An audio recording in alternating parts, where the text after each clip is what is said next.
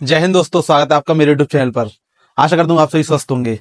आज का वीडियो वाकई खास होने वाला है, क्योंकि आज मैं बात करने वाला हूँ यूपी पुलिस की रनिंग के बारे में कि रनिंग आपको किस तरीके से करनी है। जैसा कि आप सभी लोगों को पता है, हमारा कल ही से रनिंग स्टार्ट है। कल 10 फरवरी है हमारा।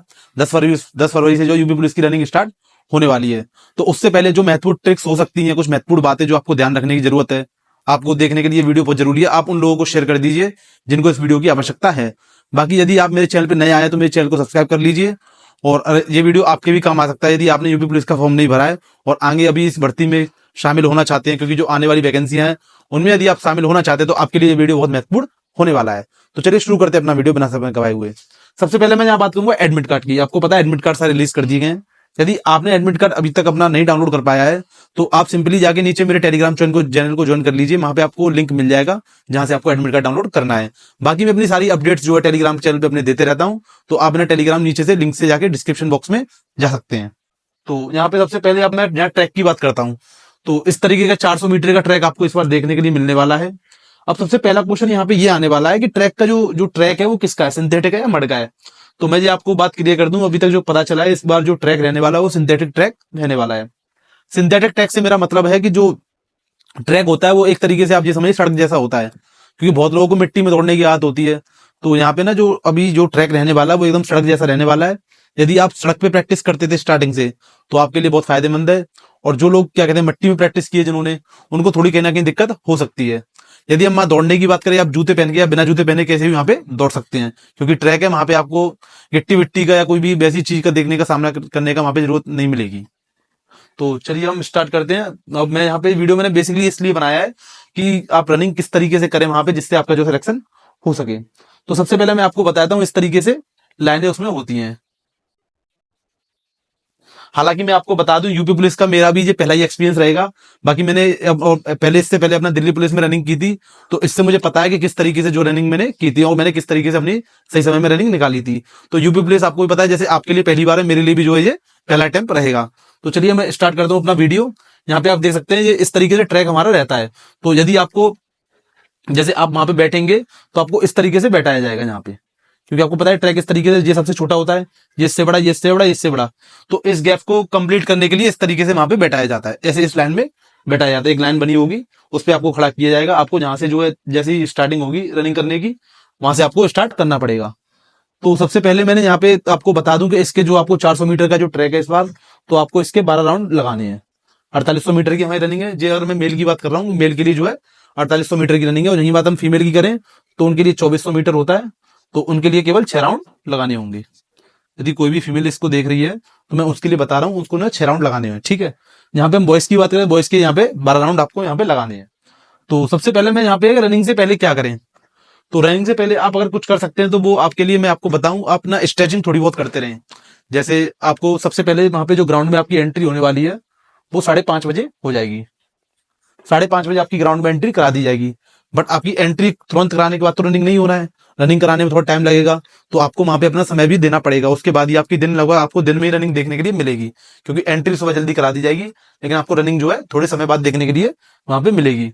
तो यदि आप वहां पे अगर बैठे हुए हैं तो आप बैठे बैठे बटरफ्लाई कर सकते हैं, थोड़ी बहुत स्ट्रेचिंग कर सकते हैं, जिससे जो है आपकी बॉडी जो है बिल्कुल ही शून्य मोड में ना जाए। आपको बॉडी को कहीं ना कहीं अपने एक्टिव बिल्कुल रखना है हर तरीके से, क्योंकि आपको लगभग वहां पे 3 से 4 घंटे तो बैठना पड़ेगा, वहां पे इतना इंतजार करना पड़ेगा रनिंग के लिए। यहाँ हम दूसरी बात करें कुछ खाएं या नहीं, तो सबसे इसमें कॉमन बात यह है कि आपको खाना तो पड़ेगा। जब आप सुबह के वहां जाओगे तो आपको कुछ ना कुछ तो अच्छा है भी खाना पड़ेगा, जिससे आप वहां पे अपनी रनिंग अच्छे से कर सको। अब बात यह है कि आपको 2 से 3 घंटे जो है अपना आपको जो भी खाना है आप वो खा सकते हैं, कि जिसका जो है आराम से पाचन अच्छे तरीके से रनिंग के टाइम तक हो जाए। अब दूसरी बात यह, जैसे जिन लोगों को हो सकता है कि रनिंग से पहले थोड़ी बहुत भूख लग रही हो, और आप भूखे पेट होंगे तो इतनी लंबी रनिंग कैसे कर पाएंगे। तो मैं उनके लिए बहुत ही सिंपल चीज बताता हूँ, या तो आप दही खा लीजिए। यदि दही नहीं है तो आपको पता है सर्दी का मौसम है, इस समय पे एक चीज आती है हमारे पास शकरकंद। यदि आप उसे खा लेंगे तो वो आपके लिए सबसे बेस्ट है। अगर आप शकरकंद खा लेंगे तो आपको पता है कि वो खाने में भी अच्छा है, आपका फाइबर भी उसमें होता है, जो कार्बोहाइड्रेट भी होता है, आपको रनिंग करने में भी उससे इजीली आसानी होगी। आपका पेट भी 1 से 1.5 में भर जाएगा, तो उसमें आपको ज्यादा दिक्कत लेने की जरूरत नहीं है, वो पच भी आराम से जाता है। तो इस चीज का आपको ध्यान रखना है कि खाने के लिए आपको अगर उसी समय में भूख लग रहा है जिस समय पे आपका रनिंग होने वाली है, तो उससे पहले आप केवल शकरकंद या दही का उपयोग कर सकते हैं। बाकी इससे पहले आप जो अपना प्रॉपर खाना खा रहे थे वही खाना खा सकते हैं। पानी कितना पिए, तो पानी आपको जो है सिप सिप करके पीना है, थोड़ा थोड़ा, ज्यादा पानी आप ना पीजिएगा, क्योंकि अगर ज्यादा पानी पी के आप रनिंग करेंगे तो आपको हो सकता है उल्टी होने के चांस हो सकते हैं, कहीं ना कहीं आपको वहां पे दिक्कत देखने के लिए मिलेगी। तो इसलिए सिप सिप करके थोड़ा थोड़ा पानी पीना है। बाकी रनिंग के हिसाब से आपकी जैसी हैबिट बनी हुई है। और मैं आपको यहाँ पे एक चीज और बता देता हूँ, यदि आपने जैसे कि रनिंग की स्टार्टिंग आप बहुत टाइम से प्रैक्टिस कर रहे हैं, लेकिन अभी एंड टाइम पे आप कोई ऐसी वीडियो देख लें वो जिसमें आपका रनिंग का तरीका चेंज, आपको अगर मन में और ये भी आ रहा हो कि मैं रनिंग इस तरीके से करूंगा, तो आप ऐसा बिल्कुल भी मत करिएगा, क्योंकि आपने जिस हैबिट से अपने आप को ढाल रखा है, अब आप उसी हैबिट को यूज करिएगा, क्योंकि अब आपके पास इतना समय नहीं है कि आप अपनी हैबिट को चेंज कर सकें। तो यदि आप वहां पे अगर इंटरफेयर करने की कोशिश करेंगे तो कहीं ना कहीं आपको प्रॉब्लम देखने के लिए मिल सकती है। अब यहाँ पे मैंने एक क्वेश्चन और रखा है, कहाँ बैठने की कोशिश करें। तो जैसा कि मैंने आपको बताया, मेरा भी ये पहली बार है, तो मुझे नहीं पता वहां पे किस तरीके से बैठाया जाता है, लेकिन आपको कोशिश आगे रहने की करनी है कि आपको यहाँ पे इसी जगह पे, इस जगह पे इतने पे बैठने की कोशिश यहाँ पे करनी है कि आपको यहीं पे कहीं ना कहीं स्पेस मिल जाए। यदि वो अपने तरीके से बैठा है तो कोई बात यहाँ पे है ही नहीं। ठीक है, तो अब यहाँ पे रनिंग की स्टार्टिंग कैसे करें जिससे सही समय में जो आपकी रनिंग पूरी हो जाए। मैं आपको अपनी रनिंग की बात करूं तो मेरी रनिंग 21 से 22 मिनट में इजीली आराम से निकली जा रही है, और यदि मैं वहां पे लगाऊंगा तो मेरे पास अभी समय है मेरे उसमें फिजिकल में, तो आराम से मेरा और कम में भी टाइम आ सकता है, थोड़ी बहुत प्रैक्टिस की नीड मुझे और है। तो मैं यहाँ पे अगर आपसे बात करूं, जैसे सपोज करो आपने यहाँ से अपना स्टार्ट किया रनिंग करना, ठीक है, जैसे ही आपकी जो है विजिल बजेगी, आपको तुरंत रनिंग, आपको यहाँ से लेके जैसे कि 100 मीटर का ये 100 ये 100 ये 100 ये, इस तरीके से 100 मीटर में बटा हुआ है। तो आपको यहां से लेके 100 200 300 मीटर तक रनिंग मेरे हिसाब से आपको फास्ट करनी है, क्योंकि जैसे आप वो इतनी ज्यादा भीड़ होगी, इतनी मात्रा में आपको पता है एक सेंटर पे 1050 जो है कैंडिडेट को बुलाया जा रहा है। तो अब ये कितने कितने लोगों को एक साथ कराएंगे ये मेरे को नॉलेज नहीं है, लेकिन आपको पता है कि थोड़े ज्यादा ही लोग होंगे। ऐसा तो नहीं है ट्रैक के हिसाब से जैसे हमारे पास 4 या 5 ट्रैक है या 10 ट्रैक है, 10 लोग तो रनिंग नहीं करने वाले हैं, उनमें कहीं ना कहीं आपको ज्यादा लोग देखने के लिए मिलेंगे। तो आपको क्या करना है, स्टार्टिंग में जो आपको रनिंग करनी है वो थोड़ी तेज करनी पड़ेगी। और आप 300 मीटर आप सोच रहे हैं तो वो 300 मीटर आपको 1 मिनट के अंदर करना है। इससे आपको क्या फायदा मिलेगा? इससे आपको फायदा ये मिलेगा, सबसे पहला तो ये कि यहाँ पे आप भीड़ में से थोड़ा बहुत आगे निकल आओगे।